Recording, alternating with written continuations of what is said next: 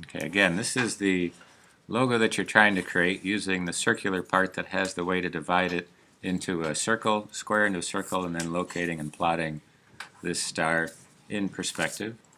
Then doing the pen and ink in order to then do the correct coloring along with that part. So if you come up a third of the distance, or approximately a third, this textured paper has the colored pencil.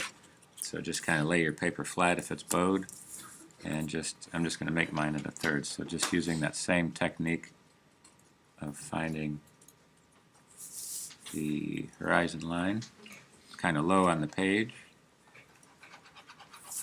and just putting the point right there to there. So I'm just going to lay this out in pencil so that I can heavy this up in pen. I'm going to again have it go to the left, so I'm going to estimate the initial beginning with this rectangular shape. Once I have the initial line segment drawn, vertical here, I can go to the vanishing point, and the rectangular part, or the square part that you're trying to do, is visually in this perspective. So I'm going to stop it right about there. Okay. And the first part is trying to find the diagonal, and you're going to keep it in there, so just keep it light. Put the point down, rotate the ruler against it so it's easy to make the measurement. Once I have the center, then I can add the vertical line, just straighten everything up at the base of the page. The vanishing point here. Okay, so now I have this divided. I just need to go into one of these lines and kind of estimate the third again. Once I have that, I can just wrap that point around.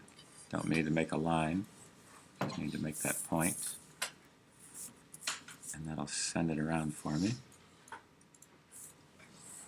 like so. I understand. Should I turn off the one of the lights so we can see the screen a little better? Give it a try. So now I have this point.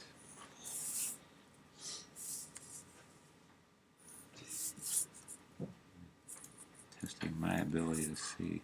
I'm just wrapping this all the way around. It's making in this case, an octagon, 8-sided polygon.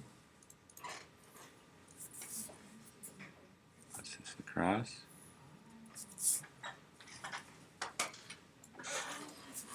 And once I have that, that's initially the part, so if I could either round this off or just start to say that this is the star shape. Taking a look at the logo, it has the 5 points, 5 pieces that's going around. So that makes it pretty easy. So this one's up at the top. I'm going to put one over here. Once I find that distance, or that point, just use the vanishing point to the left to project it to the right side. And again, bringing it down here for the star shape. And do the same with the section here. Okay, so that's kind of placing it. It's actually almost this distance. You could probably get away with that point. And then once you have that, just find an inside ring, this part here,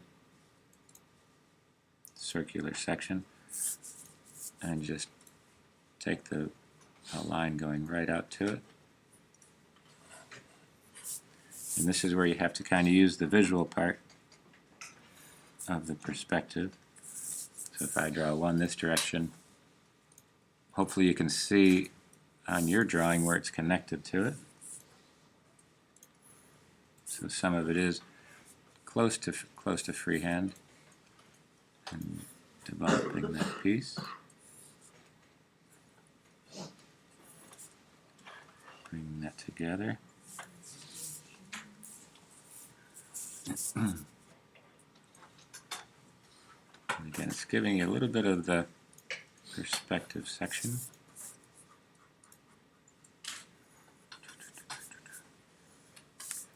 Okay, so now I have the star in there, and I'm just going to take a pen and heavy up the outside line for it. So I do have the inside point, so once I see that, I can connect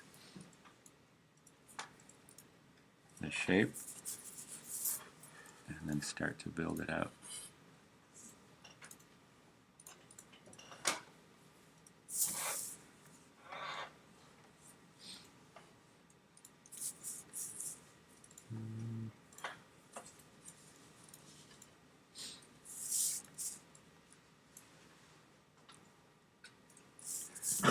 And I'm using the outside edge of this initial octagon shape just to help me get started.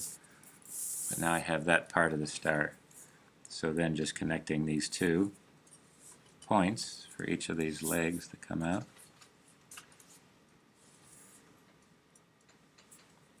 That gives me that edge. And now it's just a matter of putting in a thickness to it. Just make sure that it's to that vanishing point. So I can give it a thickness, just kind of go to all these edges, keep it connected to this point. And if I make it the approximate thickness, I'm using the pen right away. So if I were to use a pencil, I could lay it out. But that gives me the approximate depth of these. And then it's just a matter of trying to keep these lines parallel right here. Technically, they would go to a false vanishing point. I'm just going to estimate that scale, setting that up, trying to keep these parallel, so I might have to extend that line right there. So trying to keep this parallel.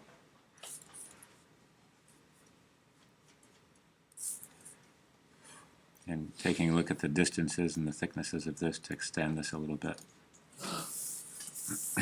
So there I have the initial piece, kind of illustrated.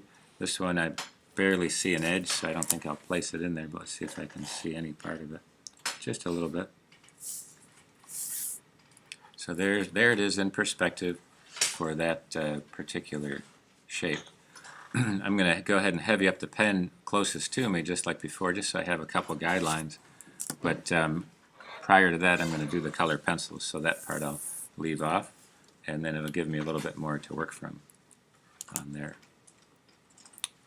Okay.